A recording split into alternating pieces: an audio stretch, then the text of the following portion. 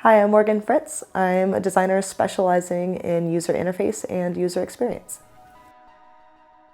It's kind of a medley of designing the user interface, what it looks like and how it feels to that user.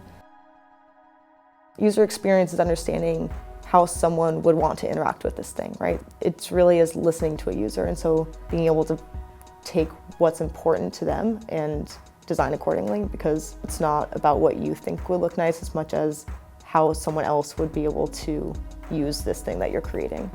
Like, I could design a great video game, but if no one knows how to walk forward in the game, no one will be able to use it, right?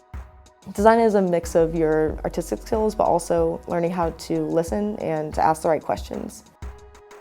So I grew up in Santa Rosa, California. It's a really strong area for the arts, and so I grew up in fine arts and a lot of painting and drawing. So I drew a lot, and I always carry a sketchbook around. I had a great mural painting job, actually, for a lot of high school. And from there, I just didn't exactly know what I wanted to do as a job, though. I mean, I didn't even know design existed. And I ended up getting a flyer in the mail for this 6-week program. So every week of the program, you would do a different aspect of design: industrial design, communication design, photography, and I loved it. After that program, I enrolled and got into Carnegie Mellon.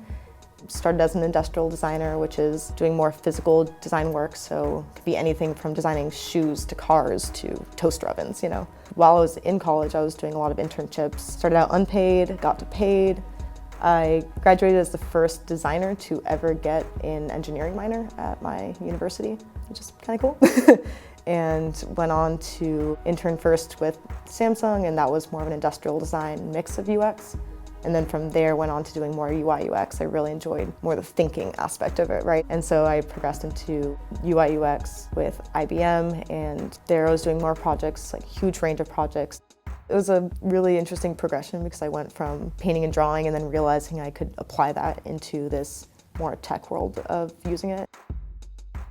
One of the biggest things I've learned is to make mistakes, right? Those mistakes are what help you get to where you want to go. I've made designs that are great, but I've also made a lot that are, mediocre at best. And it really does take a lot of those hundreds of bad drawings to get to that one great one at the end. But those 100 drawings are kind of part of that one final incredible piece because it took them all to get there.